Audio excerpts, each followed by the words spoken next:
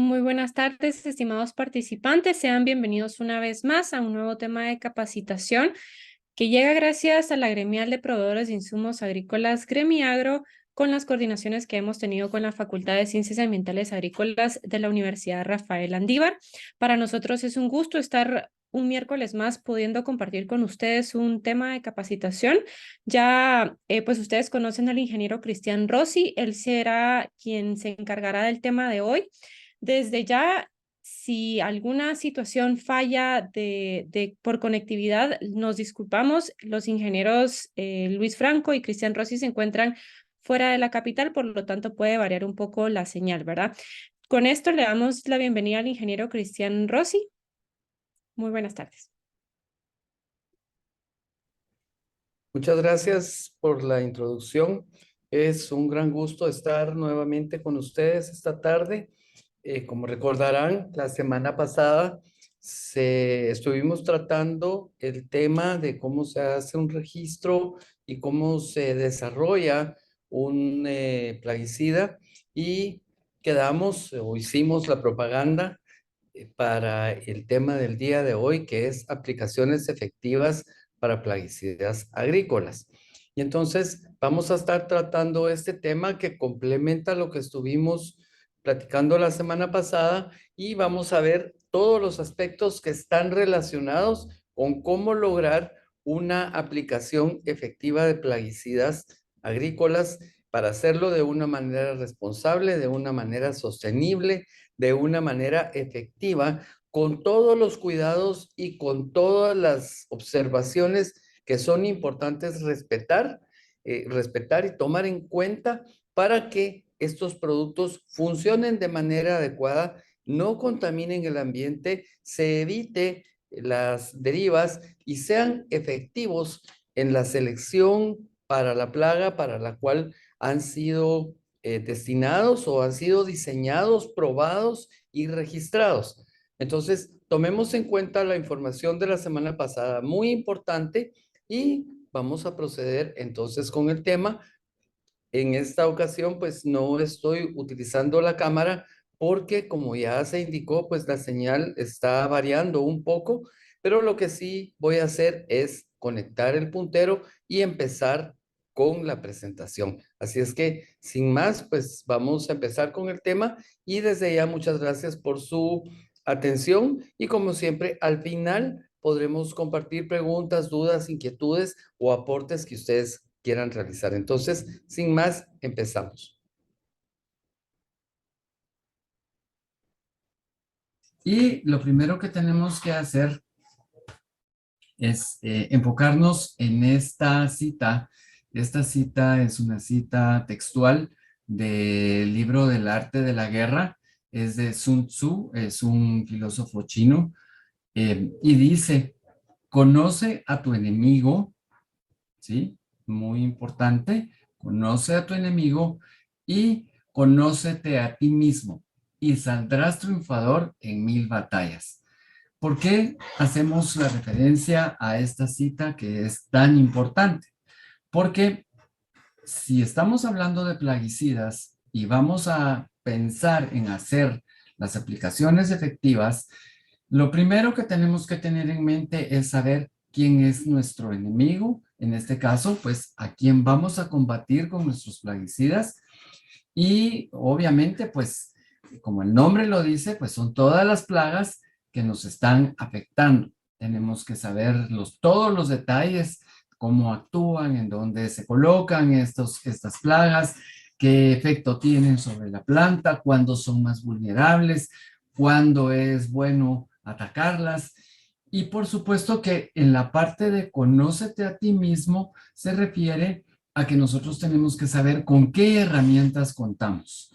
Y esto empieza por nosotros mismos, desde protegernos adecuadamente con nuestro EPP, con contar con un equipo de aplicación o de aspersión adecuado, con controlar lo que estamos haciendo de una manera eficiente y conocer también los efectos de lo que estamos trabajando. Entonces, si combinamos lo que sabemos de nuestro enemigo con todas las técnicas, las tácticas, el equipo, los productos que estamos manejando, pues obviamente vamos a ganar la batalla de una manera más fácil.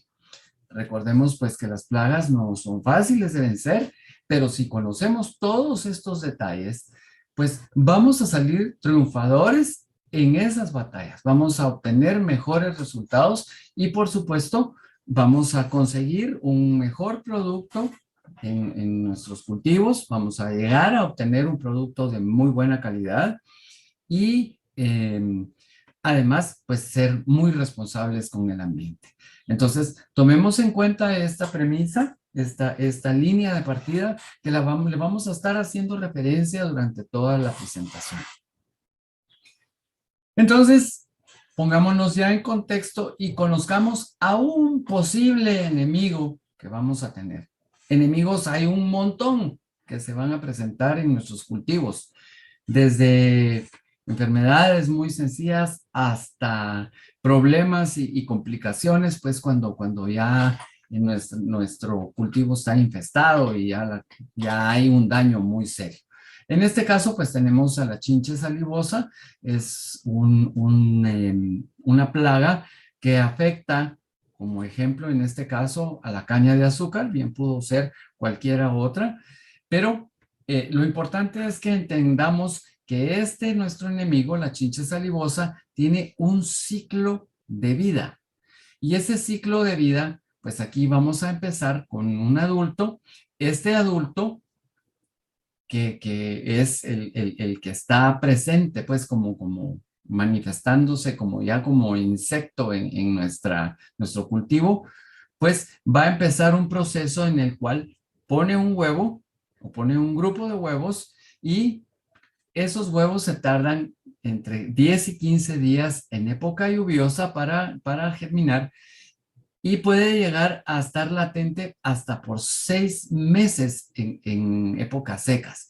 O sea que puede ser un brote muy rápido, de 10 a 15 días, hasta llegar a 6 meses si los huevos están latentes sobre la planta, sobre las hojas o donde están depositados. Al reventar los huevos, al abrirse los huevos, pues va a empezar el proceso de las ninfas y las ninfas van a hacer todos esos primeros estadios de la plaga que están creciendo sobre la planta, se están desarrollando sobre la planta y este proceso puede llegar a durar entre 30 y 32 días. Y aquí tenemos 4 estadios, 4 fases principales en donde se están desarrollando las ninfas. Y por supuesto, están atacando a nuestra caña, están causando el problema muy serio en la caña y se va a desarrollar el adulto. Eso va a tardar de 6 a 9 días. Y se vuelve a repetir el ciclo muchas veces durante el cultivo si nosotros no hacemos algo, no contrarrestamos ese proceso. Entonces, es importante que sepamos todas estas fases por las cuales pasa este enemigo para saber en dónde lo vamos a atacar. Y por supuesto, también ver en la planta en dónde se está colocando, qué parte de la planta va a afectar.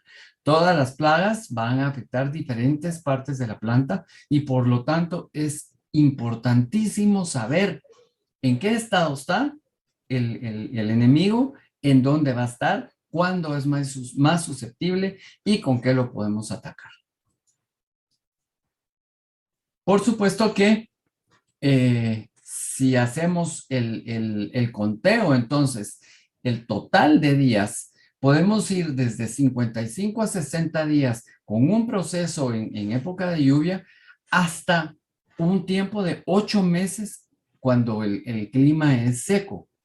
Tomen en cuenta eso porque desde 2 meses hasta 8 meses vamos a ser susceptibles a que la plaga nos ataque y que destruya nuestro cultivo si nosotros no hacemos algo para contrarrestar.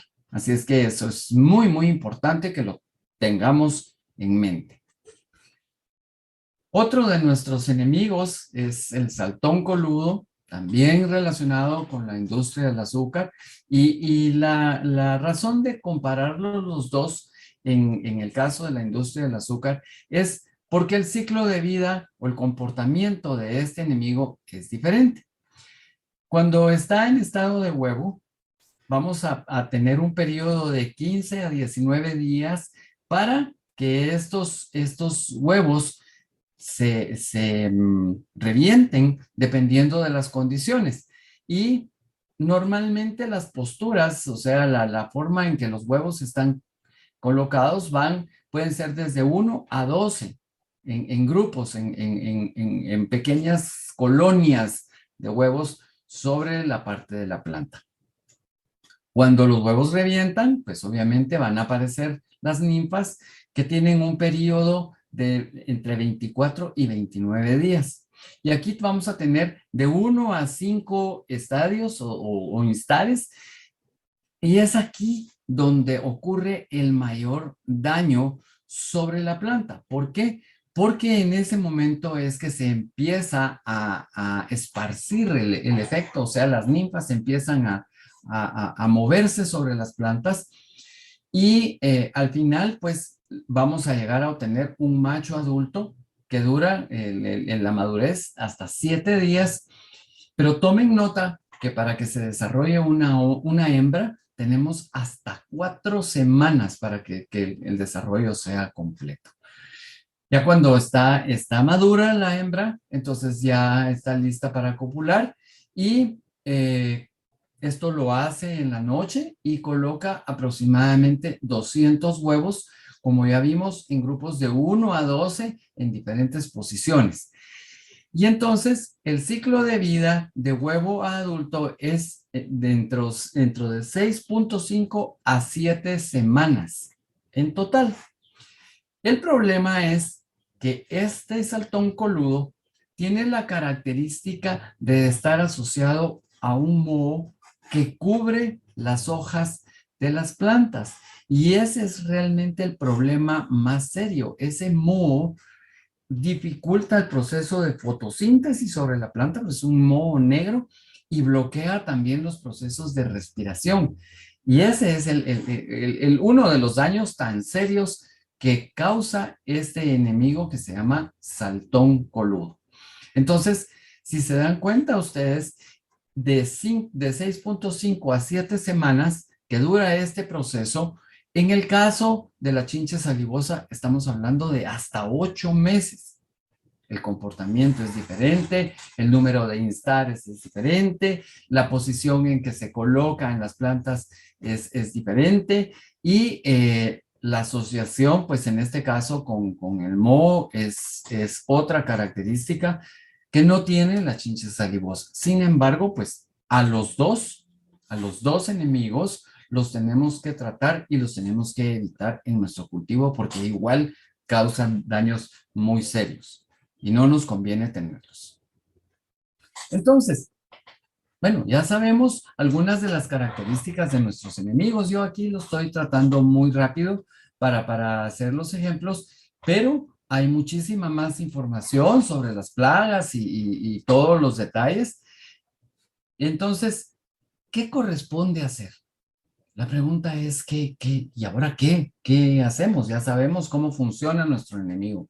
Bueno, pues recordando la premisa del inicio, es revisar qué herramientas tenemos, con qué conocimientos contamos, qué equipos, qué plaguicidas o qué moléculas vamos a utilizar para contrarrestar esos efectos, en qué momentos, y todo eso lo tenemos que discutir muy bien, lo podemos consultar, podemos ir con los expertos, ver hojas técnicas, en fin, prepararnos con todas nuestras herramientas para saber qué plan de acción vamos a tomar. Pero como tenemos que ser muy ordenados y tenemos que llevar un buen control de lo que estamos haciendo, y eso es por muchas razones, desde tener récord, o sea, llevar un control de lo que estamos haciendo y cómo nos fue con el proceso, hasta los grandes procesos de certificación a los cuales pues tenemos que que recurrir ahora porque nos obligan los clientes internacionales, pues entonces tenemos que documentarlo todo. Entonces, una buena sugerencia es armar un cuadrito o un control que podemos ir construyendo que nos va a permitir tener o seleccionar el producto con el cual vamos a atacar a nuestros enemigos, a nuestro enemigo, o si son varios enemigos, pues tratarlos y controlarlos a todos de la mejor manera. Entonces, obviamente que lo principal es determinar qué cultivo tenemos y por eso vamos a armar este cuadrito, vamos a listar todos nuestros cultivos en esta columna y ahí podemos poner, ¿verdad? Que tenemos frijol, que tenemos maíz, que tenemos, no sé, tenemos mini vegetales, tenemos frutos, frutas, semillas, lo que sea, lo listamos. Lo siguiente es ver cuáles son las principales plagas que tenemos. Y aquí pueden ser los mohos, pueden ser las malezas, pueden ser los roedores, pueden ser la chincha salivosa, por ejemplo, los insectos y todas las plagas con las cuales tenemos que lidiar. Entonces, ponemos las diferentes plagas en el cuadro. Y para eso vamos a poner el nombre común de la plaga, cómo la conocemos, ¿verdad? Cómo le dicen los agricultores o cómo se le conoce normalmente en Guatemala o en la región. Entonces hacemos nuestro listado. Luego, ¿en qué parte de la planta afectan o atacan? Si es en los tallos, si es en las hojas, si es en los frutos, si son las semillas, si son las raíces, si es toda la planta. Bueno, entonces para cada una de las plagas voy poniendo dónde está afectando. Lo siguiente es el periodo del día, si es del día o de la noche en que atacan. Por ejemplo, hay algunos que son nocturnos, hay algunos que son diurnos, hay algunos que están en la madrugada, hay algunos que todo el tiempo están afectando. Y al final es la etapa del cultivo en que ataca cada uno de nuestros enemigos. Si ustedes se dan cuenta, pues esta es una información general, básica, que nosotros tenemos que recopilar para poder ir a un agroservicio o ir con algún experto o revisar hojas técnicas o ir con un distribuidor de productos, un buen distribuidor o ir con el ingeniero agrónomo o ir con el técnico o ir con quien corresponde a preguntar con toda esta información y entonces podemos encontrar una buena solución, una salida que puede ir controlando las diferentes plagas porque conocemos toda esta información. Igual podemos tener más información que lo tenemos por sectores, hay partes de la plantación que no se afectan porque tienen tales y tales características. Bueno, puedo ir agregando aquí al cuadrito diferentes columnas, pero principalmente esta es la información que necesitamos. Entonces, ya con esto, pues lo siguiente será seleccionar el producto.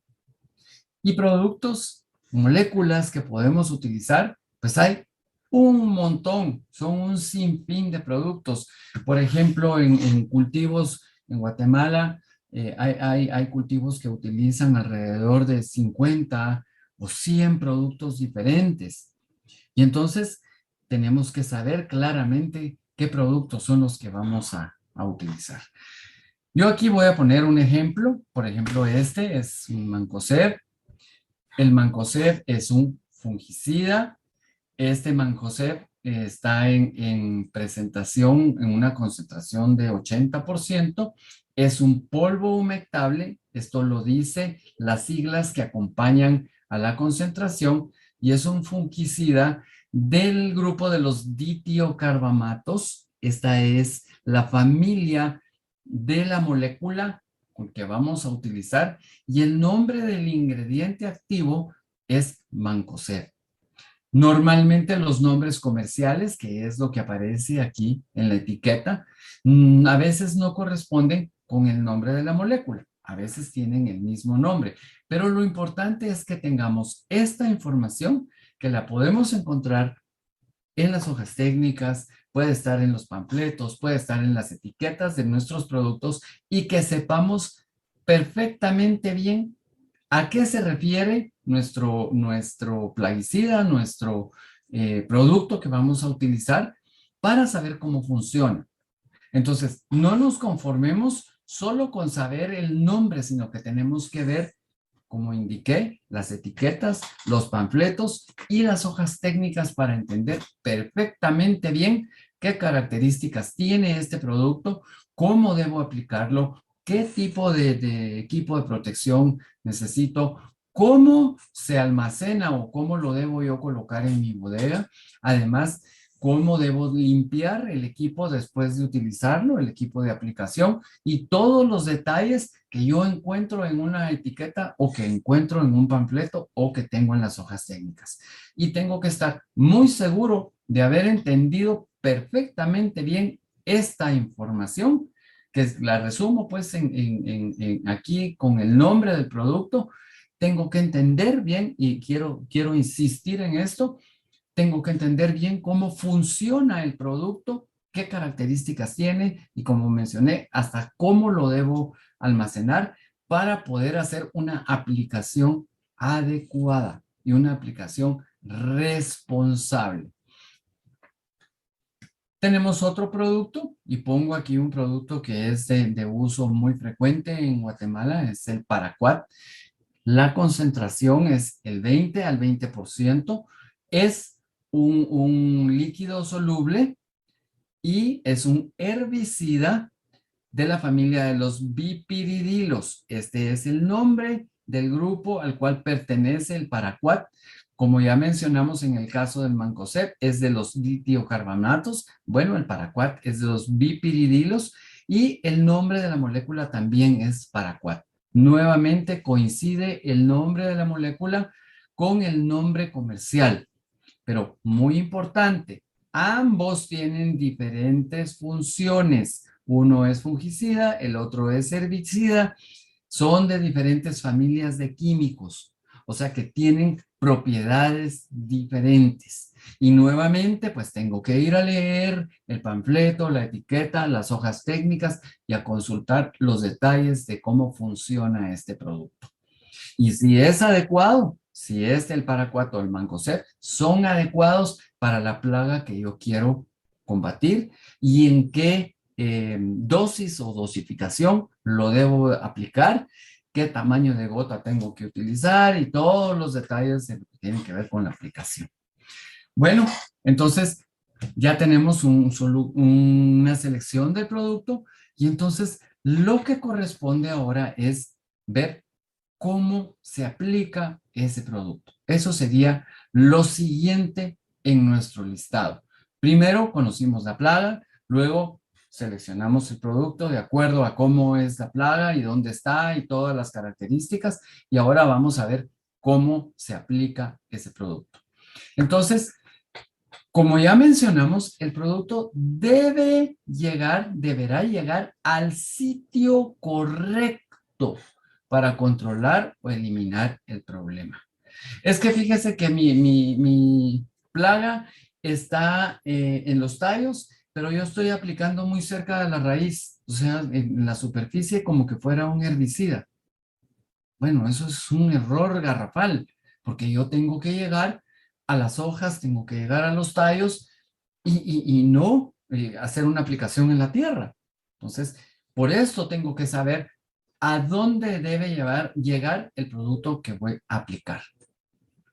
Lo siguiente, previo a la aplicación, para que ésta sea eficiente, tengo que considerar que el causante del problema lo conozco perfectamente bien, ¿verdad? Eso es el primer paso, ya lo hablamos, ya lo vimos, que eso es lo primero que tenemos que hacer.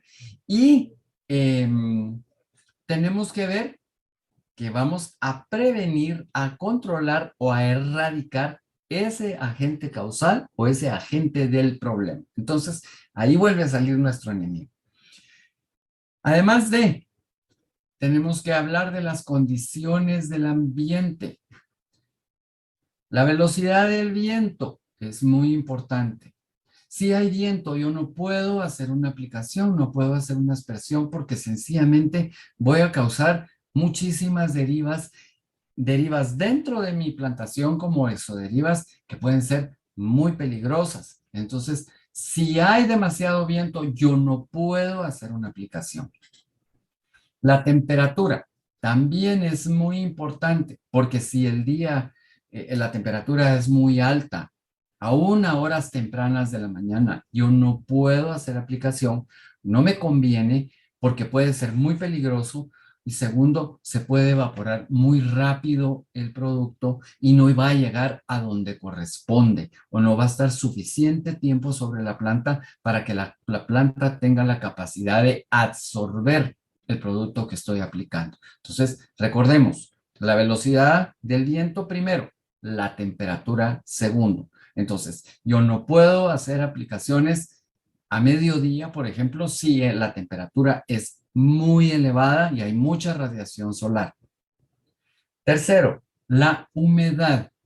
La humedad relativa del ambiente me va a permitir a mí que el producto se mantenga por mayor cantidad de tiempo sobre las partes de la planta donde yo necesito la aplicación. Si la humedad relativa es muy baja, lo más probable es que haya evaporación, pero si la humedad relativa es muy alta, quiere decir que el aire está saturado, está muy cerca de la saturación y ya no va a haber evaporación. ¿Qué se va a sentir? Se va a sentir mucha humedad en el ambiente y por lo tanto puede ser una condición a nuestro favor o puede ser una condición que vaya en contra de lo que estamos haciendo. Lo siguiente en la lista es el equipo. ¿Qué equipo voy a utilizar para hacer mi aplicación? Y tengo que escoger el correcto. Si lo voy a hacer con mochila, una bomba de mochila, si voy a utilizar un tractor, si voy a utilizar una avioneta, si voy a utilizar un helicóptero, si voy a utilizar un dron, si voy a hacer una aplicación directa. En fin, tenemos que pensar muy bien en el equipo que vamos a utilizar para hacer esa aplicación. Adecuado para la aplicación. Sí, y esto es como redundar, ¿verdad? Volver a decir que el equipo tiene que ser el correcto para la aplicación y que esta sea la que necesitamos. Esto es muy importante, que la boquilla sea la adecuada. Pero, ¿cómo así? ¿Qué quiere decir eso? Existen un montón de tipos de boquillas. Existen diferentes tamaños de apertura de la boquilla. El cono que forma la aspersión es diferente con cada tipo de boquilla. Los materiales de la boquilla son diferentes. En fin, tenemos que seleccionar dentro del grupo de boquillas la que necesito para hacer mi aplicación. Luego, el estado general del equipo. Sí, tengo que revisar constantemente mi equipo, que no tenga fugas, que la bomba pues genere la presión que necesito, que las mangueras sean las adecuadas, que la boquilla esté limpia, que no haya corrosión interna, en fin, todo lo que tiene que ver con el estado general. Y de esto no me libro, tengo que revisar cada vez que voy a utilizar el equipo que esté en buenas condiciones y además lo debo guardar perfectamente limpio y si se puede perfectamente seco para hacer la siguiente aplicación y que no tenga corrosión y que no se degrade, no se destruya. Y por último, con respecto al equipo, hay muchos más factores, pero estos son los más importantes. La correcta calibración. Y calibración en este contexto quiere decir que yo voy a revisar que el equipo me entregue el flujo del producto que yo requiero con el tamaño de gota adecuada todo el tiempo. Pero lo tengo que hacer medido, por eso dice calibrar. Calibración significa que voy a revisar con números y con medidas qué tipo de flujo y qué tamaño de gota estoy aplicando. Cuánto tiempo me tardo en hacer la aplicación, qué área voy a cubrir. A eso se refiere la correcta calibración Y nuevamente, este es un tema muy, muy importante. Es que usé el equipo ayer y ahí está bien. No, cada vez que lo voy a utilizar, lo tengo que revisar y ver que está bien calibrado. ¿Por qué? Porque la boquilla pudo haberse aflojado un poco, ¿verdad? El control de la presión de la boquilla se aflojó y entonces ahora resulta que voy a poner gotas más. Pero como lo usé ayer, no importa. No, tengo que revisar esa correcta calibración. Recuerden que si yo no proveo los elementos necesarios para que la aplicación se haga de la manera correcta, podemos poner en riesgo nuestro cultivo porque nuestro enemigo va a ganar la batalla. La dosificación requerida del plaguicida es el punto número 4.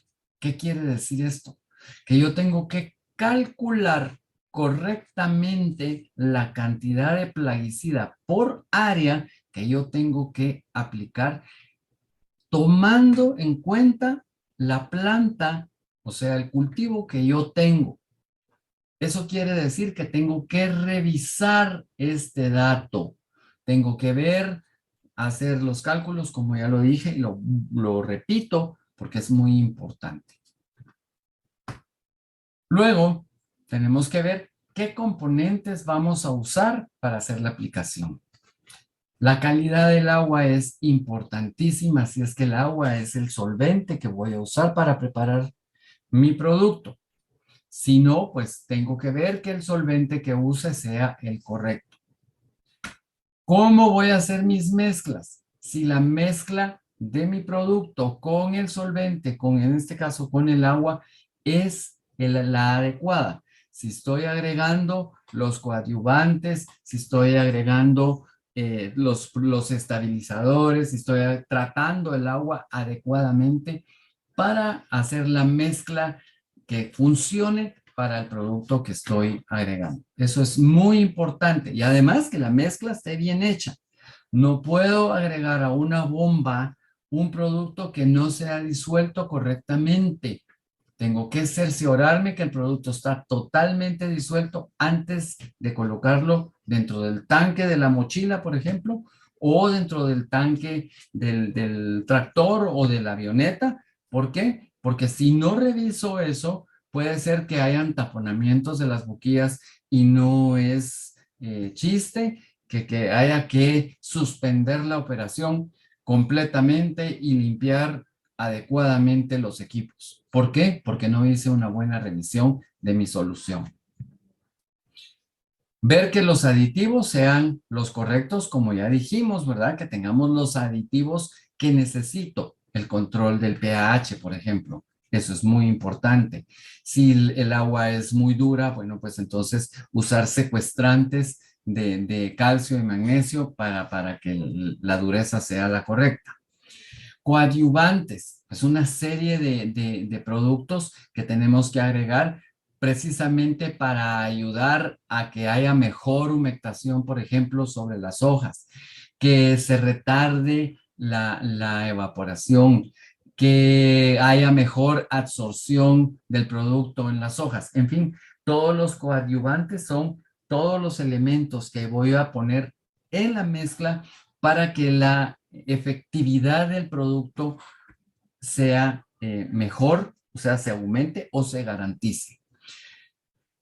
También otro componente importante son las boquillas, que ya lo mencionamos, pero lo volvemos a repetir porque es que se nos tiene que grabar que la boquilla debe estar en función al producto que estamos utilizando, a la mezcla que vamos a aplicar, al tipo de aditivos que estamos poniendo, a los coadyuvantes, a qué tamaño de gota, etcétera, etcétera. Y otros factores, sí, tenemos que revisar, por ejemplo, que la bomba de la mochila con la cual estamos trabajando tenga, por ejemplo, un cuello de ganso para hacer una aplicación de abajo hacia arriba si es que se requiere. Y entonces, por eso es que tenemos que ver todos esos componentes que estamos utilizando. Entonces, ya yendo a la buena aplicación, ¿cuáles son los factores que deben tomarse en cuenta y irlos enumerando. El primero es el operador. El operador tiene que saber qué es lo que está haciendo. Es el principal ejecutor de la aplicación, es el responsable de la aplicación. Entonces, tiene que comprender perfectamente bien qué está haciendo, además de entender esto por su seguridad personal. Tiene que estar consciente que tiene que usar su EPP, que tiene que tener el equipo correcto, que no puede hacer la aplicación de un plaguicida como él cree que es la mejor manera de hacerlo. No, todo esto tiene que estar bien definido, bien estudiado, tiene que tener calibrado su equipo. Por eso es que es tan importante y es el primero en la lista. Si el operador no entiende qué está haciendo, va a echar a perder el proceso. Segundo, el equipo. Que tengamos el equipo adecuado para la tarea. Que seleccionamos el equipo correcto. Que tenga el mantenimiento y la calibración periódica, como ya lo dijimos, lo volvemos a repetir otra vez. Y que el uso de boquilla sea el correcto de acuerdo a cómo tengo que hacer la aplicación. Y sobre todo, ¿en dónde está mi enemigo? Recordemos que nuestro enemigo, a él es al que tenemos que atacar y entonces tenemos que llegar al objetivo. Tercero, el clima. Y fíjense la aclaración, no se puede controlar. Ojalá nosotros pudiéramos tener una varita mágica y decir, hoy no va a llover, hoy no va a ser tan alta la temperatura, hoy no va a haber viento, hoy necesito las condiciones adecuadas para hacer la aplicación. No podemos controlar el clima. Y como ha estado pasando en estos días, temprano en la mañana pues hay aire y hay frío, a mediodía hay calor, luego resulta que llueve, después vuelve a hacer calor, después vuelve a hacer frío. No podemos controlar esas condiciones. Entonces tenemos que estar muy, muy conscientes de si vemos un cambio, suspendemos nuestra aplicación o aprovechamos para hacer la aplicación. Y es un efecto que tomamos nosotros normalmente en contra. Está en contra nuestro. ¿Por qué? Porque puede cambiar y tenemos que cambiar nuestra estrategia. Y por supuesto, en el campo abierto, los efectos más importantes del clima son la velocidad del viento, la humedad relativa, la radiación y la temperatura, como ya mencionamos. Es importante que tengamos claro que tenemos que controlar por lo menos estas 4 variables, por lo menos. Además de el producto, ¿verdad? Ya sabemos que el producto es el que va a hacer el efecto sobre la plaga, o sea, va a ser el que va a controlar la plaga. Y por supuesto que el buen resultado va a depender de la buena selección de ese producto. Y vamos a tomar en cuenta, nuevamente, lo voy a repetir, modo de acción, cómo funciona ese producto, el mecanismo de acción. ¿Cómo es ese ataque? Si va a ir a la plaga y la plaga necesita ingerir el producto, entonces debe estar aplicado sobre, por ejemplo, las hojas, porque la plaga se come las hojas. Bueno, ese es el mecanismo de acción. Y además, ¿en qué parte de la plaga va a afectar? Si es la vía respiratoria, si es por ingestión, si es en contacto, en fin, eso es el mecanismo de acción. La compatibilidad. Y aquí tenemos que ver que todos los elementos que estamos colocando en la mezcla sean compatibles. Imagínense que tenemos un medio muy alcalino y vamos a agregar un producto, una molécula que requiere un pH ácido. Ahí ya fallamos con la compatibilidad. ¿Por qué? Porque vamos a causarle problemas de entrada a nuestro producto y el producto ya no va a ser efectivo. Entonces, por eso todo lo que pongamos en la mezcla debe ser compatible y además debe ser compatible con el cultivo con el cual vamos a trabajar. ¿Qué factores podemos controlar? Y aquí me gustaría que nos tomáramos un momentito para pensar y para analizar en nuestra cabeza qué factores podemos controlar. Y me imagino que lo primero que se nos viene a la mente, pues tal vez sea esto. ¿cómo hacemos nosotros esa aspersión, esa aplicación, si la estamos haciendo correctamente sobre el cultivo donde tiene que ir? Esto lo podemos controlar nosotros. Miren el tamaño del cono, ¿sí? La intensidad, es un cono hueco, la boquilla está graduada correctamente, vemos que todos los chorros, las aspersiones son iguales, quiere decir que nuestra aplicación es homogénea. Eso lo podemos chequear nosotros. La altura también a la cual estamos haciendo la aplicación. Lo siguiente, bueno, tiene que ver en sí con nuestro producto, como ya mencionamos, ¿verdad? Que haya una buena solución, que haya una buena suspensión, que no se tapen nuestros filtros en los equipos aplicadores. Eso está en nuestras manos. O sea, ¿cómo hacemos la aplicación? ¿Cómo preparamos nuestras mezclas?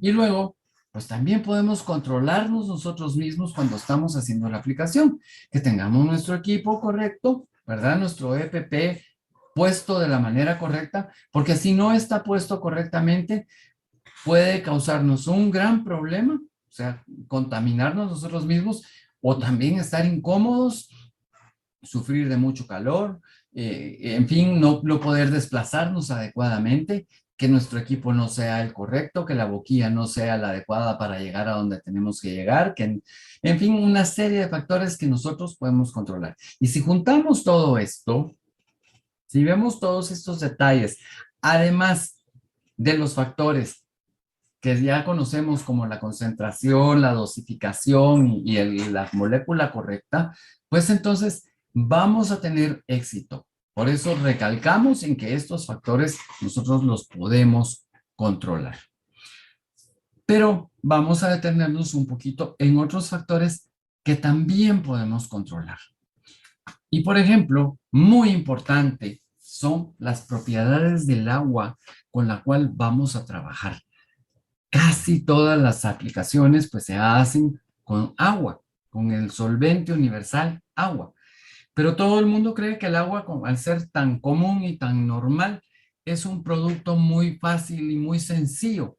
Y ahí está que siendo una molécula tan común, es uno de los productos más complicados o de los compuestos químicos más complicados de la naturaleza.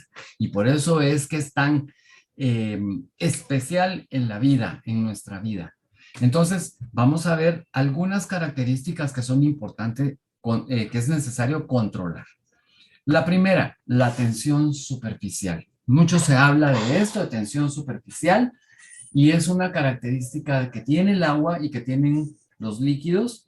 La tensión superficial es la que nos permite cuando vamos a un río o a un lago a tirar nuestras piedras, ¿verdad? Como cuando éramos niños o aún ya no siendo tan niños, que vamos con nuestros hijos y agarramos una piedra que sea planita y la tiramos de una manera especial, con una técnica, y la piedra va a rebotar sobre la superficie del agua muchas veces, mientras más veces mejor, y entonces eso se debe a la tensión superficial. ¿Por qué? Porque la piedra va a chocar contra la superficie del agua. Para entender un poco mejor el concepto, vamos a ver estos ejemplos. Normalmente los clavadistas o las personas que nadan saben de esto muy bien, que cuando se hace un clavado es necesario entrar al agua de manera tal que se corte la superficie del agua para evitar un golpe. Si el nadador entrara con las palmas extendidas sobre la superficie del agua, se llevaría un gran golpe. Por eso, cuando nos tiramos a una piscina y caemos de panzazo o de espaldas, en el mejor de los casos, nos duele.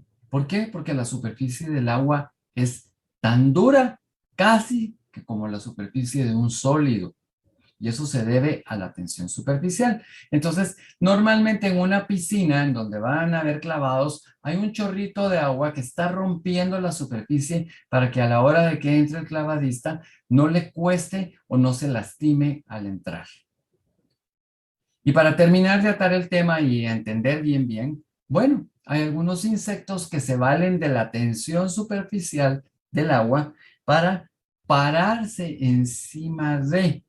O sea, se forma una película que es lo suficientemente fuerte para retener, para permitir que estos insectos, por ejemplo, se logren parar encima del agua. Hay algunos reptiles que pueden correr a cierta velocidad sobre el agua y no hundirse, y eso es debido a la tensión superficial. Pero ¿por qué hacemos tanto énfasis en esta propiedad? Porque lo que nos interesa a nosotros de la tensión superficial es graduar el tamaño de las gotas sobre las hojas. Aquí ustedes ven una gota grande y aquí ven unas gotas un poquito más pequeñas. Entonces, es importante controlar la tensión superficial porque a menor tensión superficial, menor es el tamaño de la gota. Y entonces podemos obtener una niebla adecuada para que penetre en las plantas. Entonces, recordemos, la tensión superficial es la fuerza entre las moléculas del agua, o sea, de las voy a decir las partículas, pero realmente son las moléculas que se atraen unas a otras y le permiten al agua formar películas que le dan cierta estabilidad.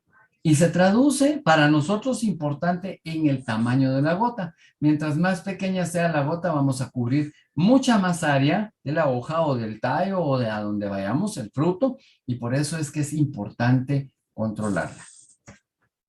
La siguiente propiedad es la que nos permite hacer emulsiones. Y por eso está aquí el término emulsión como pregunta. ¿Qué es una emulsión? Y les pregunto a ustedes, bueno, ¿ustedes alguna vez se han tomado o han consumido una emulsión?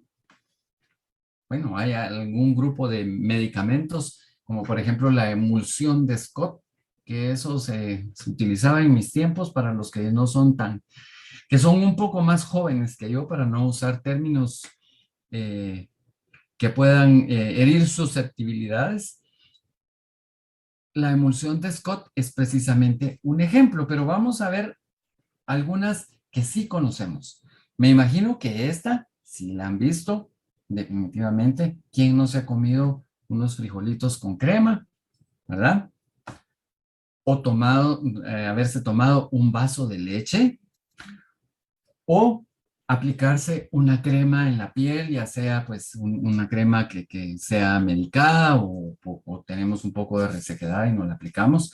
Las mujeres, las patojas, pues saben muy bien de este tipo de productos, aunque por ahora, por cómo están las condiciones del clima, pues también es necesario aplicarse este tipo de productos, sobre todo en las manos por resequedad y ese tipo de cuestiones.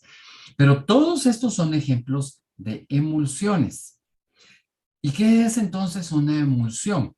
Bueno, cuando tenemos una mezcla de agua y aceite, por ejemplo, en este vaso, no se van a mezclar.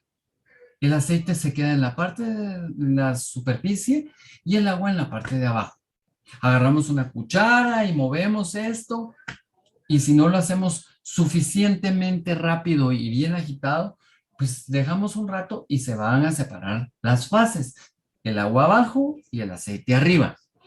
Pero resulta que existe una serie de procesos que me permiten a mí hacer una mezcla donde lo que voy a obtener del agua y del aceite es un producto lechoso, ¿verdad? Como la leche, ¿sí? La leche es una mezcla de grasa y agua, más otro montón de cosas como proteínas y azúcares, pero lo importante es que al hacer el proceso de emulsión, yo voy a reducir el tamaño de las gotitas del aceite y las voy a colocar en el agua con la ayuda de un agente emulsificante para que esto se mantenga estable.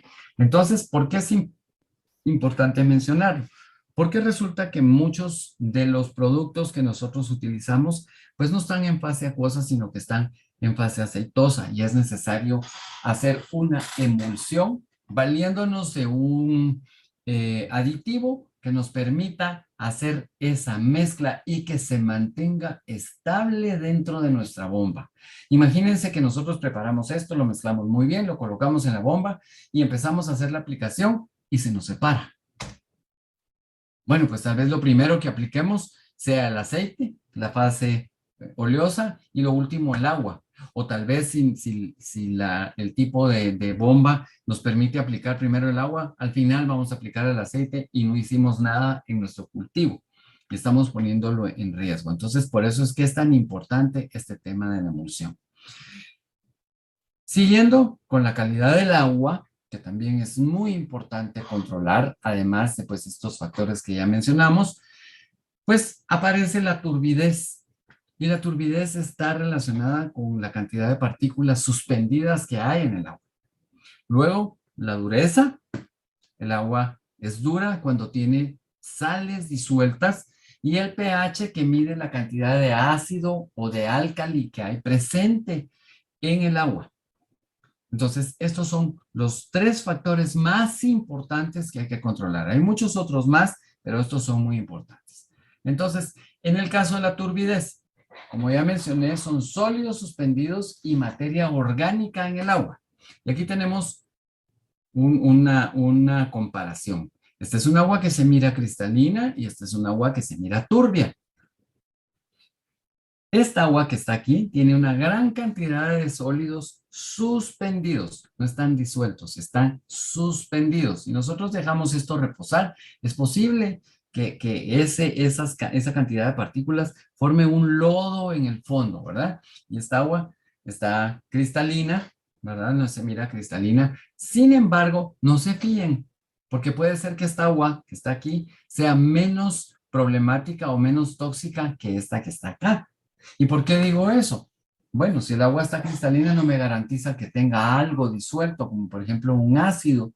Y si yo me tomo esto, pues lo más que me pasa es que puedo tener algunos problemas estomacales, pero si esto tiene ácido, me va a destruir el estómago. Entonces, no nos fiemos de eso. Entonces, la turbidez se debe a material no disuelto en el agua. Y está relacionada la turbidez con la limpieza del agua a usar. Tenemos que tratar de que nuestra agua, el agua que usemos para nuestras mezclas, sea lo más clara y lo más limpia posible. Esto es, esas impurezas son limos, o sea, arcillas, sólidos y materia orgánica que está en suspensión. Y lo repito, está en suspensión, no está en solución. Quiere decir que si yo filtro esto, si coloco esta agua en un ecofiltro, por ejemplo, sin hacer promoción, o en un filtro de papel o en una rejilla suficientemente fina, puedo remover muchísimas partículas. En el caso pues de un filtro adecuado para agua potable, pues voy a quitar casi el 100% de las partículas y entonces obtengo un agua de este tipo. Y por supuesto, para que entiendan ustedes mejor, tanto el paraquat como el glifosato tienen problemas a la hora de estar en presencia de partículas como las que están aquí. ¿Por qué? Porque se inactivan, reaccionan con esas partículas. Y aquí viene un detalle importante cuando hay, por error o por accidente, se ingiere alguna de estas moléculas. Bueno, la recomendación es tomar agua con arcilla y es precisamente por esta situación, ¿verdad? Porque se inhibe la acción del paraquat y del glifosato con las arcillas que están presentes en el agua. ¿Cómo medimos turbidez?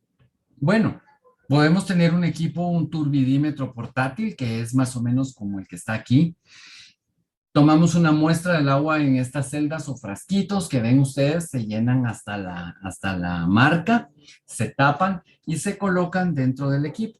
Y el equipo lo que hace pasar es un haz de luz, un rayo de luz a través del agua y mide la cantidad de luz que pasa hasta el otro lado. Mientras más turbia es el agua, menos luz va a pasar y eso es lo que nos determina esa turbidez. Mientras más baja sea la turbidez, menos sólidos suspendidos vamos a tener.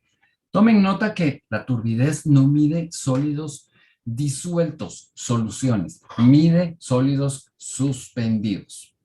Ok, luego vamos con la dureza del agua. Me imagino que este término tal vez es un poco más frecuente de encontrar. La dureza del agua mide la cantidad de sales de calcio y de magnesio que están disueltas en el agua. Podemos tener un agua muy suave que tiene muy pocas sales o ir a un agua muy dura que tiene una gran concentración de sales. Más de 180 partes por millón ya indica que nuestra agua es dura.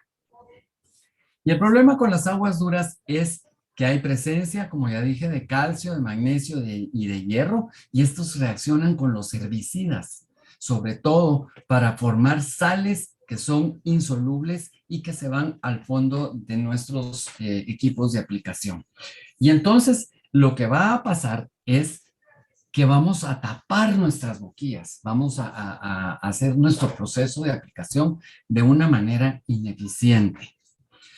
¿Cuáles son ejemplos de estos productos que se afectan con la dureza? Pues el glifosato y el 2,4-D. Si vemos un chorro, por ejemplo, esta regadera o los chorros de nuestras casas, cuando se presenta unas deposiciones blancas, eso quiere decir que tenemos un agua muy dura. De igual manera, pues aquí tenemos una resistencia de un equipo que está calentando y cuando el jabón no hace suficiente espuma. Eso quiere decir que el agua es dura. Si tenemos esos fenómenos en donde estamos preparando nuestros agroquímicos, nuestros productos que vamos a aplicar, necesitamos tratar la dureza del agua. Entonces es un buen indicador que tenemos que tener cuidado con el agua que estamos usando. ¿Cómo medimos la dureza? Bueno, podemos tener kits para análisis, un kit muy sencillo, un kit de análisis visual.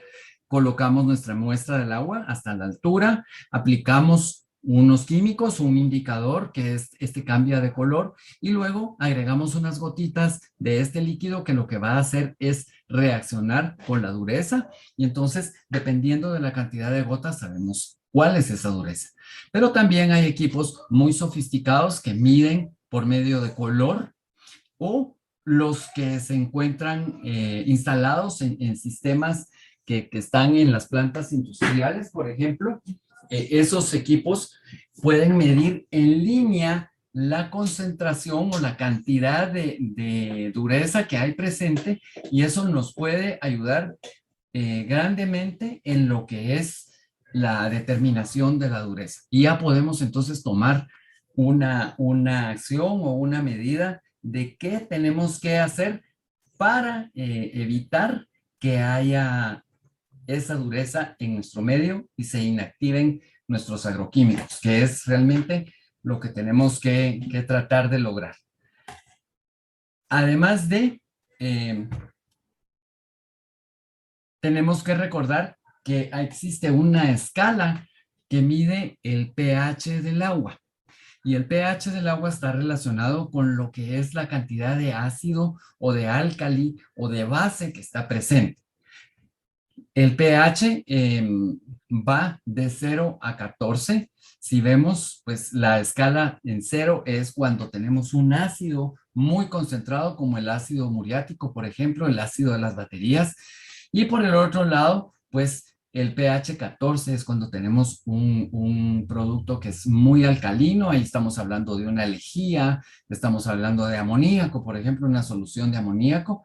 Y en la parte central, en un 7 es cuando tenemos el agua destilada, o sea, un agua que es muy pura, que está libre de sales y de compuestos. Ese pH es 7.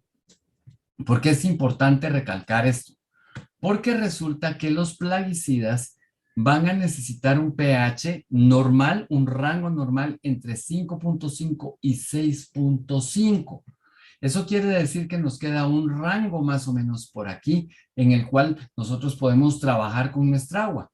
Si nuestra agua tiene un pH arriba de 7, vamos a tener que agregar un agente acidificante para bajar el pH a este nivel, a veces un poquito más. Hay algunos plaguicidas que funcionan entre 4.5 y 5, por ejemplo, y entonces necesitamos agregar un ácido, que es lo más normal.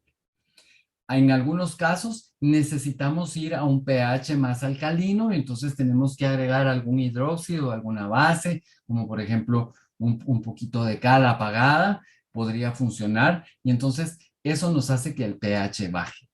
Lo menciono y es muy importante porque lo primero que tenemos que hacer es conocer las características del agua para saber qué aditivos tenemos que agregar. ¿Cómo medimos el pH? Bueno, podemos tener un papelito tan sencillo como este. Entonces, cortamos un pedacito, lo metemos adentro del agua y va a cambiar de color. Lo comparamos con la escala que está aquí de color y nos va a dar una lectura muy aproximada, ¿verdad? Desde 1 a 11 en este caso, dependiendo del color al cual se pone el papel. Es un dato muy, muy aproximado. Luego tenemos ya papeles un poquito más sofisticados. Estas tiritas se meten dentro del agua y ya son más específicas para un rango de pH. Aquí no tenemos toda la gama, sino que tenemos un rango. Podemos tener un medidor portátil. Este es un equipo que se mete adentro de una muestra del agua, se agita un poquito dentro del agua y ese mide el pH, ya nos da un dato un poquito más exacto. O tener un equipo que está sobre un banco en un laboratorio, por ejemplo, a donde nosotros llevamos nuestras muestras y ahí ya nos hacen una determinación.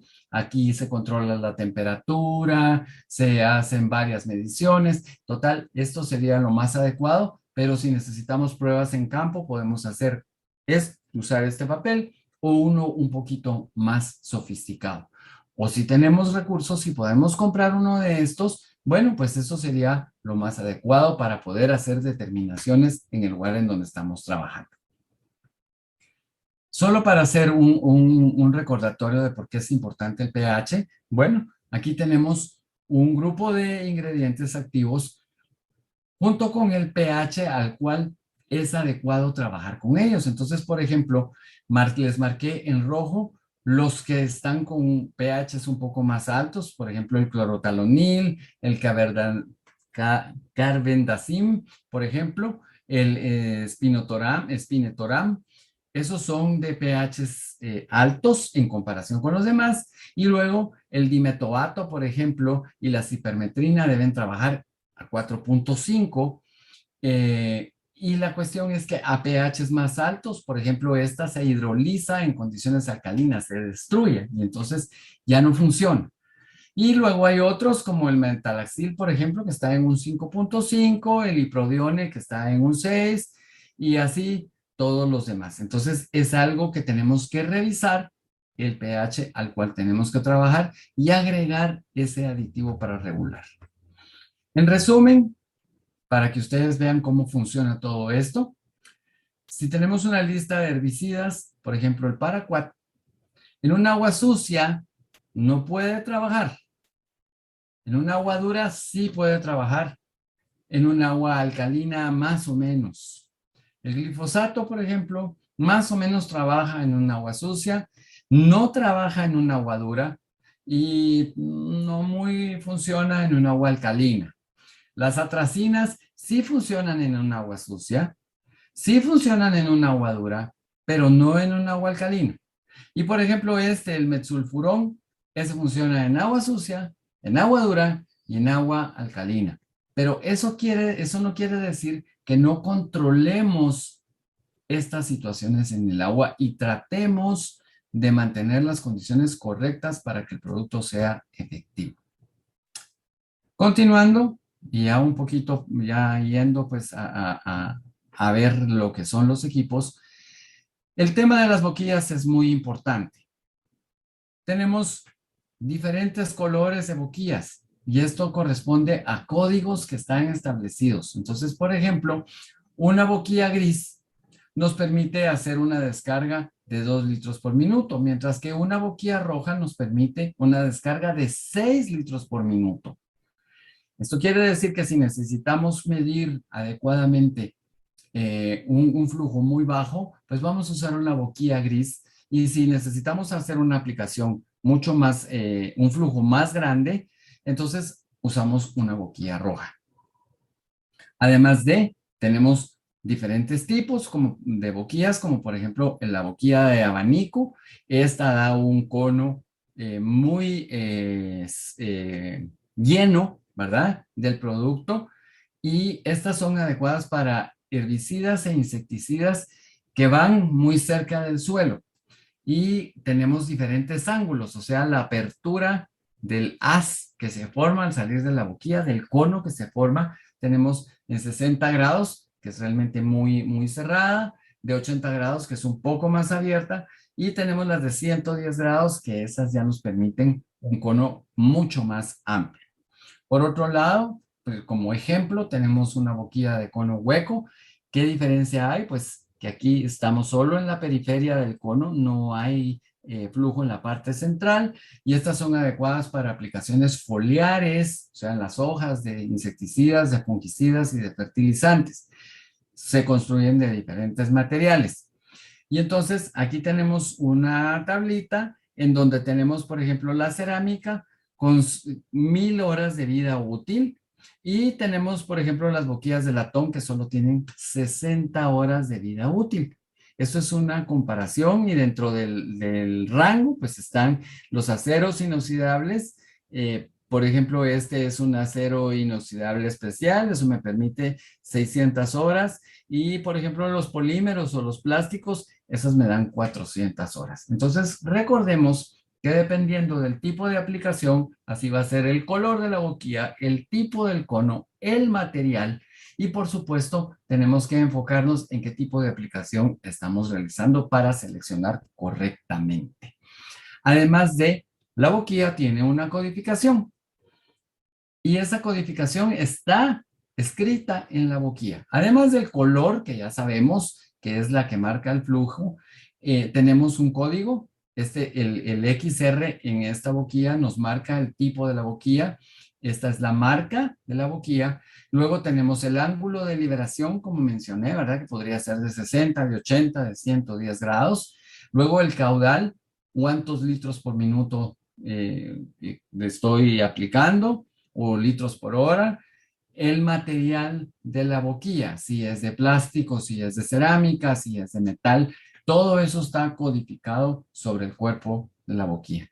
Y entonces hay tablas que yo puedo consultar con los diferentes fabricantes, o están disponibles. ¿Por qué? Porque el tipo de boquilla es estándar. Hay un código que nos dice el tipo de boquilla. Entonces, por ejemplo, esa XR es un rango de presión grande. El DG es un antideriva, el FL es una boquilla de cono lleno, el TF es una boquilla de gran angular de precisión, y entonces ustedes pueden ir a seleccionar su boquilla dependiendo del código que tienen las boquillas. Si es que ustedes las tienen ya en la bodega, pues pueden escogerla, porque van a tener una tablita en la cual ustedes pueden tener estas referencias. Todo esto está muy bonito, pero ¿cómo hago yo para calibrar, si se recuerdan, cómo va esa aplicación? Y entonces, ¿cómo hago yo ese control de aspersión y de aplicación? Bueno, existe un sistema, se llama papel hidrosensible. Hay varios tipos de sistemas, pero el más utilizado y más fácil de controlar es el papel hidrosensible. Resulta que es una tira de papel que reacciona con el líquido con el cual estamos trabajando. Y entonces, cuando hay muchas gotas y grandes, el papel se pone prácticamente azul. Y cuando hay pocas gotas y pequeñas, el papel permanece amarillo con ciertos puntos. Lo importante de esto es ver que yo puedo, con un equipo especial que funciona casi que como un lente de aumento, como un cuentalínea se llama, yo puedo contar el número de puntos y ver el tamaño de cada uno de los puntos para saber cómo estoy haciendo mi aplicación. Si estoy haciendo esto, estoy obteniendo esto, es que estoy empapando la planta, y ahí ya no puedo yo contar el número de gotas. No sé cómo está haciendo mi flujo. Entonces, es un testigo eficiente de la pulverización. O sea, puedo medir cómo estoy haciendo esa aplicación. Verifico el tamaño y la cantidad de gotas, como ya lo mencioné. Por eso es que es importante este papel. Necesario un equipo, un lente cuentahilos, que es el que sirve para ver los puntitos, ¿verdad? Poderlos ver por unidad de área. ¿Y qué se obtiene? Precisión. O sea, puedo yo saber correctamente cuántas gotas estoy aplicando y puedo revisar varias veces para ver que todas las aplicaciones sean las mismas. Segundo, eficiencia, que esté haciendo correctamente la aplicación. Y por supuesto, eficacia, que esté llevando el producto en la cantidad correcta.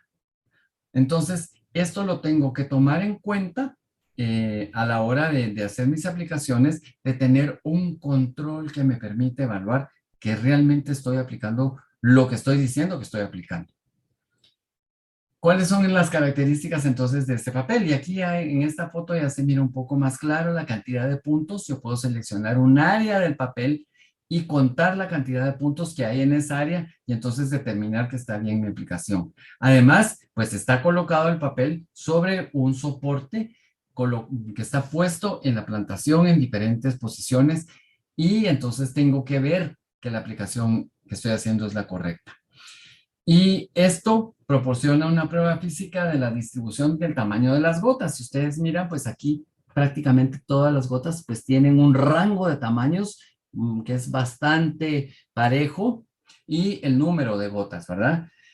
Me puede servir para determinar cómo está calibrado el equipo, si tengo que poner más flujo o menos flujo, si tengo que dar más presión o menos presión, porque las gotas están muy pequeñas o están muy grandes. Puedo hacer evaluación de aplicaciones aéreas o terrestres.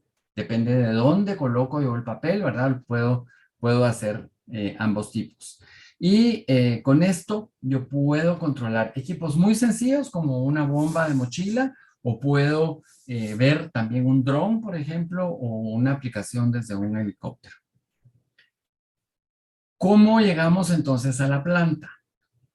Con gotas grandes yo puedo llegar a las partes externas de la planta. Con gotas medias yo ya puedo entrar un poco más adentro en la planta.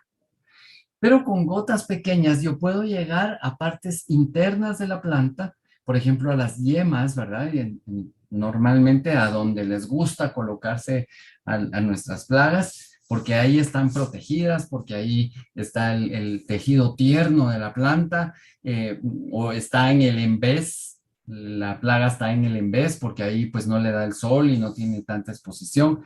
En fin, tengo que seleccionar el tamaño de la gota para saber a dónde debo llegar. Entonces, no hay una regla para ver la mejor aplicación. Tengo que conocer todas las características de mi cultivo, tengo que saber qué producto estoy aplicando, tengo que ver qué equipo tengo que también saber en dónde está la plaga para entrar y escoger las características de mi mejor aplicación. Cuando evalúo el tamaño de la gota y la cobertura, tengo que ver nuevamente mi plaga. Tengo que saber en dónde está. Tengo que ver la etapa del cultivo. Bueno, yo necesito hacer la aplicación cuando la planta está germinando. No, necesito hacer la aplicación cuando ya tiene frutos. Entonces tengo que saber en qué etapa del cultivo voy a aplicar. Las condiciones climáticas, como ya lo dijimos, ¿verdad? Si hay mucha evaporación, o sea, si está aumentando la temperatura, tal vez necesito usar gotas más grandes. Y entonces, cumplir con todos estos detalles me va a permitir una correcta pulverización para la aplicación. Las gotas para insecticidas y fungicidas son de finas a medianas. Muchas enfermedades o insectos se localizan en sectores difíciles de alcanzar, como ya vimos, ¿verdad? En las yemas o en el envés de las hojas. Y no olvidar que las gotas finas y medianas van a ser muy susceptibles a las condiciones atmosféricas. Y yo tengo que testear, o sea, evaluar que estoy llegando al envés de la hoja con papel sensible, ¿verdad? Coloco sobre algunas de las hojas el papel sensible y mido si estoy llegando correctamente. En el caso de los herbicidas, las aplicaciones necesitan gotas grandes y eso lo voy a hacer en el periodo normal de barbecho, ¿verdad? Cuando ya está, se ha recogido la cosecha y ya está lista la tierra, se está preparando. para la nueva siembra, entonces ahí voy a hacer la mejor aplicación para los herbicidas. Gotas grandes, ¿por qué? Porque tengo que cumplir con grandes extensiones de tierra. Y aquí pues ya tenemos nuestra tierra preparada, aquí yo ya puedo hacer mi aplicación. Eh, Además, la gota grande va a permitir un mejor control. No va a haber exoderivas tan fácil como las que se obtienen con las gotas pequeñas. Y entonces voy a evitar ese fenómeno, ¿verdad? De que haya arrastre del viento y las gotas se vayan a donde no quiero, al cultivo vecino, por ejemplo, o dentro de la misma área en la cual estoy trabajando y no la tengo programada todavía. Entonces, puedo hacer ese mejor control. ¿Qué aditivos y coadyuvantes debo de utilizar? Pero recordemos que estas son herramientas importantísimas o fundamentales al momento de aplicar. Un aditivo agrícola mejora y facilita el manejo y las características físicas de los fitosanitarios y maximiza los efectos de los productos. Un coadyuvante contribuye a la efectiva aplicación porque mejora la cobertura de las gotas, o sea que también cubre la gota la parte de la planta. ¿Cómo está la humectación de esa parte? ¿Cómo se hace la deposición? O sea, que también se va la gota sobre las partes. ¿Qué tanta retención del producto va a haber? ¿Qué tanta penetración del producto vamos a tener? O sea, que la planta lo va a absorber. Y luego la translocación, que es tan importante, ¿verdad? Que si necesitamos que el producto se absorba adentro de la planta, dentro de las hojas, por ejemplo, pero que por todo el sistema circulatorio de la planta llegue hasta, por ejemplo, las raíces o los tallos. Eso es la translocación, y es tan importante. Tanto los aditivos como los coadyuvantes mejoran y potencian la acción de los principios activos de los productos utilizados. Entonces, muy importante tomar en cuenta que después de todo lo que hemos hablado, si no tenemos los aditivos y coadyuvantes correctos, la aplicación no va a ser tan efectiva. Y entonces, en resumen, para una correcta aplicación de plaguicidas, se deberá combinar todos los elementos los cuales hemos estado hablando. Recuerden que lo primero y principal es conocer a nuestro enemigo. Tenemos que saber qué plaga vamos a atacar, a quién vamos a combatir, cómo funciona, cómo se desarrolla, cuáles son sus estados, cuánto tiempo se tarda en reproducirse, en qué parte de la planta se coloca, cómo funcionan las ninfas, qué tipo de problemas le causa a la planta. Luego, también tenemos que ver con qué herramientas contamos y ahí va todo lo que tiene que ver y que está en nuestras manos. Si el equipo de aplicación es el correcto, si es una buena mochila, si tenemos la boquilla adecuada, si hicimos una mezcla en las proporciones y composición correcta, si pusimos los coadyuvantes que necesitábamos, si tratamos el agua adecuadamente y controlamos que el agua funcione a nuestro favor. Si juntamos todo eso y además tenemos suficiente cuidado de que las condiciones climáticas sean las correctas, entonces vamos a tener una correcta aplicación de plaguicidas. Entonces, no es nomás de agarrar una mezcla y echarla como nosotros querramos, porque lo que va a pasar es que o vamos a desperdiciar producto o vamos a poner en problemas al ambiente, vamos a causar contaminación, nos vamos a enfermar y no se trata de eso, al contrario. Entonces, insisto en que si juntamos todo lo que hablamos el día de hoy, ojalá haya quedado claro y se sientan ustedes tranquilos con la información, vamos a tener una aplicación de plaguicidas responsable, cuidadosa, adecuada y económicamente viable.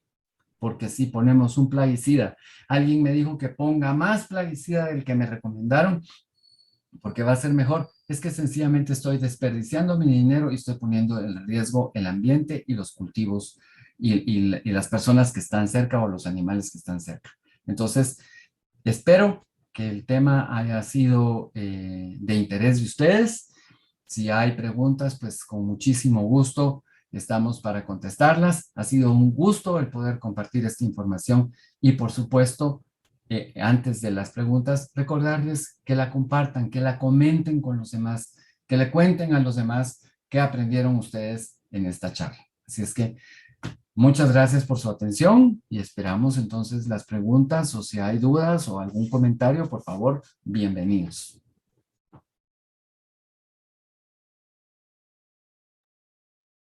Bueno, Cristian, muchísimas gracias por la información que nos compartiste. Es muy valiosa, es muy importante que todos los participantes la tengan muy en cuenta, que nos podamos actualizar siempre y podamos poder escuchar este tipo de capacitaciones para ir formando nuestros propios criterios e ir investigando siempre por nuestro lado.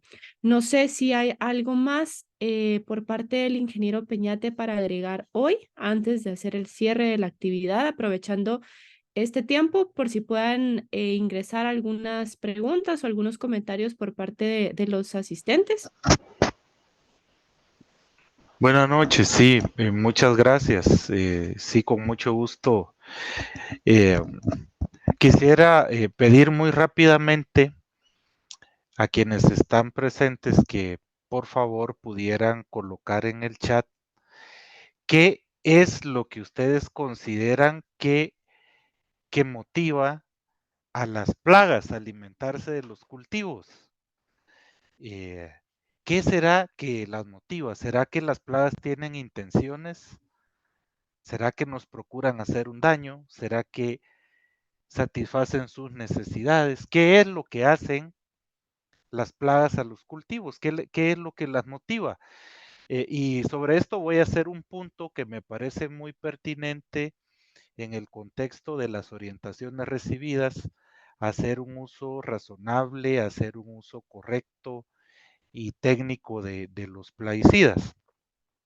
Veo que acá escribe Efraín y Mary, saludos ingeniero, alimentarse, Jimena Soto, sobrevivir, alguien más, alimento, hospedaje, compiten por los recursos del ser humano, buscan coexistir.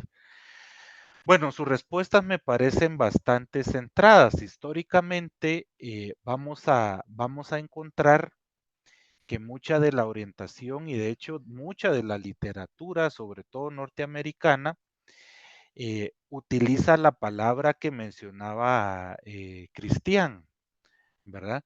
Y esto no lo digo como un error, sino lo digo como una posición histórica. Le llaman a las plagas enemigo. Pero esa ideología está cambiando porque se ha visto que incide en el uso negativo de los plaguicidas, en el sentido de que motiva a el uso, digamos, en un contexto distinto al necesario, porque si pensamos que la plaga es nuestro enemigo, ¿cómo tendemos a controlarla? ¿Cómo son las medidas que tomamos en contra de un enemigo? Pregunto para que respondan ahí en el chat. Exudados, adaptaciones evolutivas, escribió alguien, satisfacen sus necesidades de alimentarse, algunas se han adaptado a nuestros cultivos, han tomado como fuente de alimento debido a que interrumpimos sus hábitats naturales. Es correcto, la agricultura es bastante agresiva con la naturaleza porque produce un cambio de cobertura vegetal. Con ello, pues muere lo que se alimentaba de los árboles principalmente. Lo que vivía sobre y debajo de los árboles y a nivel microbiológico, pues el nivel de biodiversidad cae estrepitosamente y luego de algo que posiblemente no es nativo, en la gran mayoría de los casos no lo es, termina alimentándose lo poco que sobrevive, termina alimentándose de ese cultivo y nosotros le llamamos plaga, porque es un concepto antropocéntrico, ¿verdad? El concepto plaga se basa con que afecta los intereses del ser humano. Imagínense, ¿verdad? Entonces, eh, con esto a qué voy?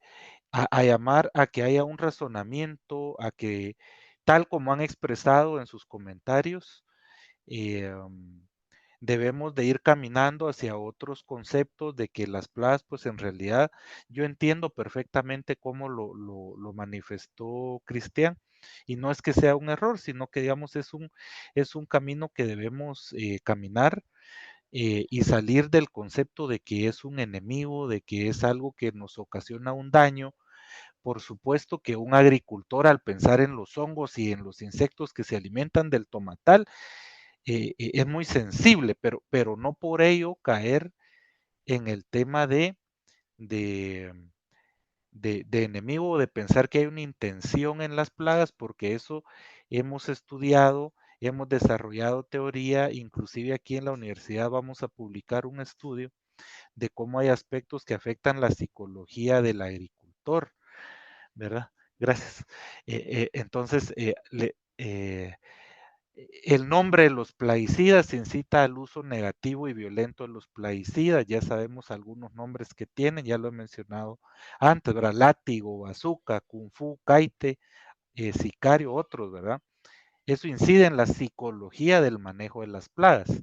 Si yo le llamo a la plaga enemigo, eso tiene un efecto en la psicología del productor, y es por eso que ya no hablamos de enemigos, sino y tampoco de tácticas, ¿verdad? Porque eso es asociado a quehaceres militares, y ahora hablamos de estrategia o de uso estratégico o de uso racional, o hablamos en último caso de técnicas para el control de las plagas. Entonces vamos en una línea que tiende a lo técnico.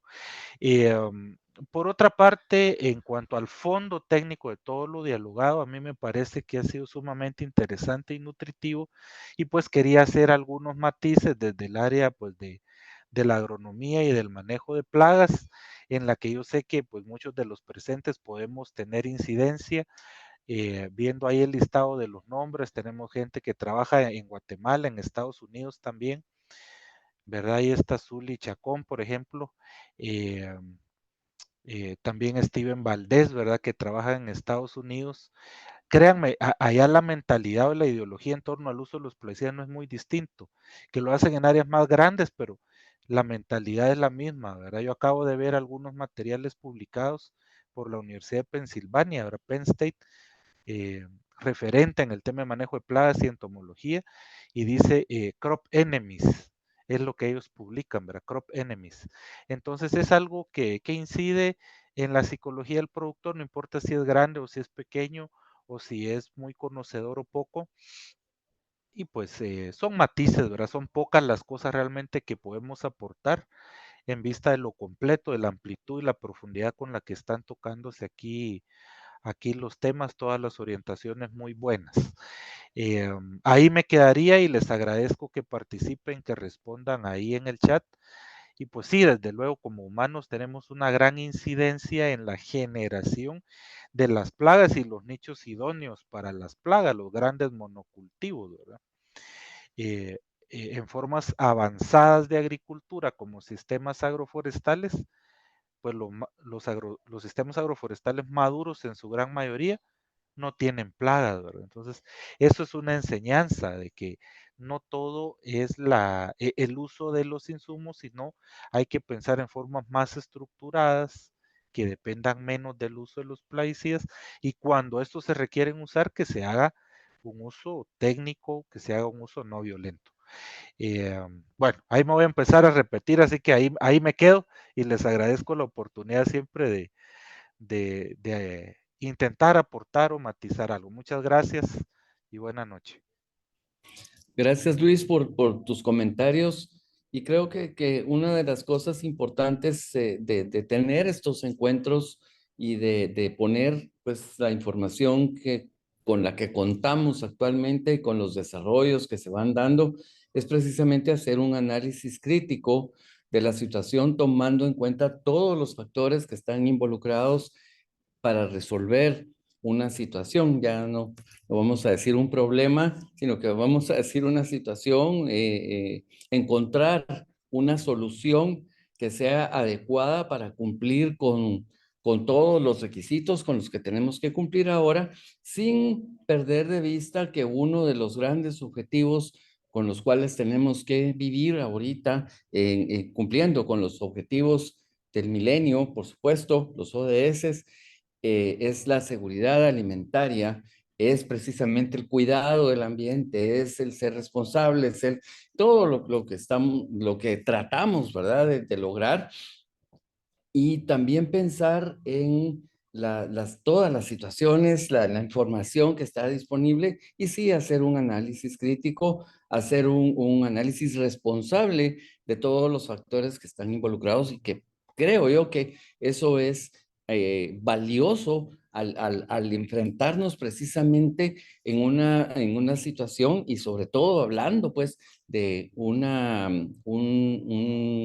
medio universitario, en donde lo que estamos hablando es de universo, por eso universidad viene de universo, porque tenemos toda esta información y todas estas opiniones que hay que ir evaluando y hay que ir evolucionando de hacer ciencia.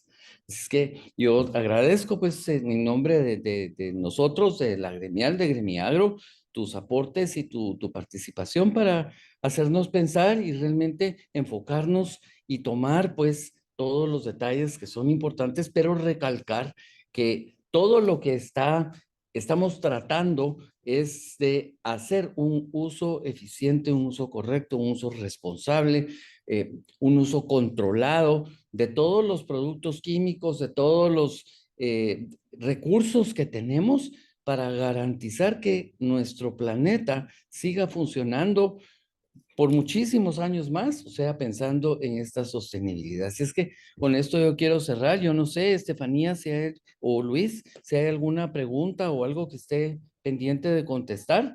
Y definitivamente, pues seguimos adelante con las capacitaciones la semana entrante con otro tema. Y de nuestra parte, pues agradecerles a todos su presencia, su participación. Y no sé si hay algo más que esté pendiente. Sí, Cristian, tenemos dos preguntas por acá. La primera es de Elder Latín. Nos consulta qué horario es recomendable para la aplicación de los insumos agrícolas. Creo que aquí tendríamos que hablar de la famosa respuesta, ¿verdad? Porque depende de las condiciones climáticas, depende de la plaga, depende de un montón de factores.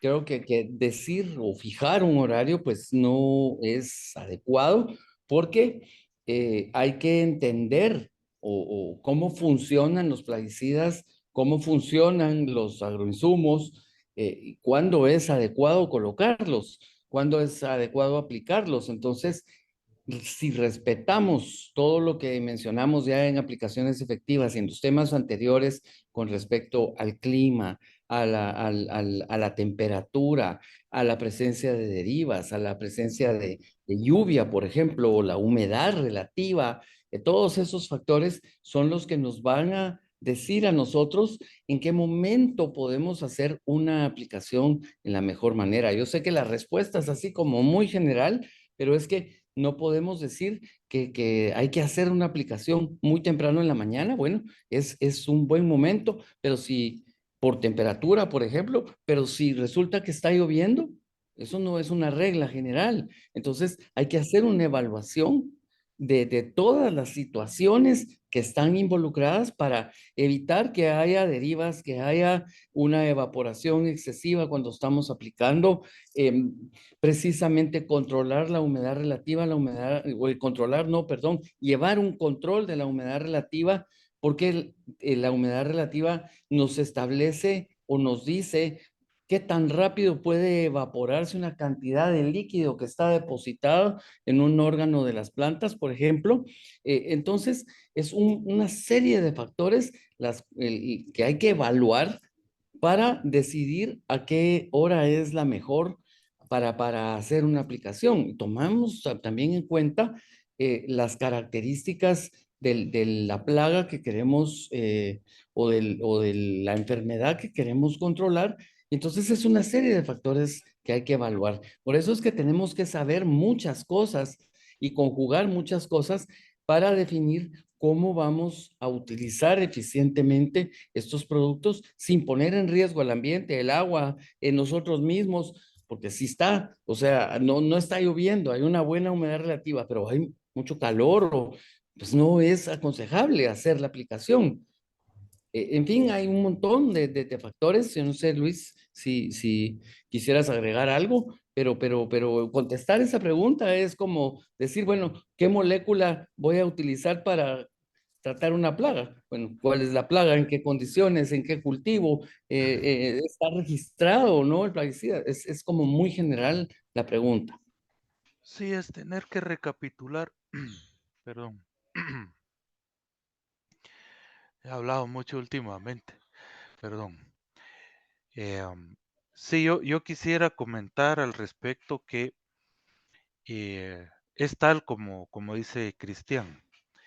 En mi experiencia, algunos errores frecuentes son que la gente empieza a hacer las aplicaciones muy temprano. A mí me gusta interactuar. Si me ponen a qué horas han observado aplicaciones en el chat, ayuda. Pero pues el error que he podido ver en campo, ¿verdad? Que he podido presenciar en campo, es que la gente empieza muy temprano. ¿Y qué va a pasar con un productor que tiene todo el afán, que está en su parcela en campo, una de la tarde, colocan aquí 5 a 8 a.m.? Hay épocas del año en que si aplicamos a partir de las 5 de la mañana, no vamos a poder observar realmente qué es lo que estamos haciendo. Entonces es muy importante y en general es una buena hora para la mayor extensión de nuestro país aplicar por la mañana, ¿verdad? Es una buena idea. En la época, en las dos épocas, seca o lluviosa, ¿verdad? Pero principalmente uno de los errores graves que yo he observado es que la gente empieza muy temprano y entonces no ve con precisión qué es lo que está haciendo. Aparte de ello, la gente que empieza a aplicar 5 de la mañana tiene que preparar antes de esa hora y entonces terminan metiéndose en la boca linternas, empiezan a ponerse cosas en la cara para alumbrar o tenemos otro factor de riesgo y es que colocan velas, ¿verdad? Se iluminan tanto con pues con lámparas, con linternas, como con velas. Y eso es un riesgo adicional, ¿verdad? Entonces, son dos cosas que son incompatibles, el fuego y los insumos agrícolas y la oscuridad y el manejo seguro de plaguicidas no se llevan. Entonces, en mi experiencia les puedo compartir eso. Por otro lado, hay empresas que buscan tecnificarse para aplicar en grandes extensiones y están utilizando tractores, pero utilizan tractores y sistemas no instrumentalizados. Y eso es un grave error. En Zacapa, por ejemplo, aplican de noche en las meloneras y resulta que no tienen medición de velocidad del viento y en la noche no se puede ver qué es lo que está pasando con una aplicación y lo único que tiene el tractor es una cabina cerrada, ¿verdad? Pero muchas de esas cabinas no tienen filtros especiales para plaguicidas. Entonces la persona que va adentro va respirando plaguicidas también. Entonces casi que es por gusto la cabina. Entonces, si se van a hacer aplicaciones de noche, hay que revisar que sea una aplicación instrumentalizada donde se determina todo lo que no se puede ver, ¿correcto? De noche muchas veces no podemos ver si hay rocío, no podemos ver eh, si hay realmente viento o no. No sé si han estado en una aplicación nocturna, pero es muy difícil ver el cultivo, en realidad es muy difícil. A veces se tapan las boquillas y no se da cuenta el aplicador, ¿verdad? Porque no hay cómo corroborar que hay salida, ¿verdad? No se ve la salida del producto aplicado. Entonces, no recapitulo toda la complejidad de lo que presentó Cristian, pero desde mi experiencia en campo les comparto algunas cosas para que ustedes estén atentos. Si su gente les aplica muy temprano, hay que corroborar que tengan una iluminación adecuada para que puedan preparar, para que puedan dosificar y que no empiecen a aplicar hasta que no se vea bien el cultivo. ¿Verdad? Eso ahí no podemos fallar, son cosas en las que no podemos fallar. Y si las aplicaciones son mecanizadas, que el equipo sea instrumentalizado o bien que se tenga de los aditamentos necesarios a nivel de empresa o finca para poder tomar las decisiones correctas y que no cometamos pues errores que nos lleven a un mal uso de los plaguicidas. Ahí me quedaría con mi intervención. Gracias, Luis. Nuevamente, pues muy enriquecedor lo que estás comentando y creo que nuevamente lo importante es que tomemos en serio pues toda la experiencia, toda la información que está disponible para encontrar una salida correcta y ser muy críticos en el análisis de qué vamos a hacer tomando en cuenta pues todos estos factores. Que creo que tengo entendido que ya no hay más preguntas, no sé, y si no, pues cerramos, porque también ya nos estamos, creo que, pasando de la hora del portal, así es que muy enriquecedor, pues, el compartir con ustedes, el aprender también, e ir enriqueciendo nuestras pláticas de acuerdo a todo lo que hemos compartido con ustedes y que ustedes han compartido con nosotros. Entonces, no sé, Luis, si cerramos, Luis, en nombre de Gremiagro, cerramos, por favor, y invitamos para la próxima capacitación. Luis Franco. Por acá estamos, Cristian, muchas gracias. ¿Qué tal, ingeniero Peñate? Es un gusto saludarte y gracias siempre por las intervenciones que has tenido en cada una de las capacitaciones que hemos desarrollado. Agradecerte la coordinación que has tenido desde la vicedecanatura de la universidad. Voy a encender brevemente mi cámara, esperando no tenga inconvenientes de conexión. Te agradecemos, ingeniero Peñate, por la coordinación para llevar estos temas de capacitación. Hemos tenido una participación muy buena en estos miércoles que hemos estado enviando los enlaces para su ingreso, así es que de parte de la gremial, de Gremiagro, te agradecemos mucho y esperamos que estos temas de capacitación pues se puedan multiplicar hacia más personas y bueno, siempre invitándolos nuevamente a que estemos atentos a los enlaces para estar siempre cada miércoles en esta plataforma. Sin más, pues me despido de todos. Un fuerte abrazo y feliz cintura de semana. Cuídense mucho.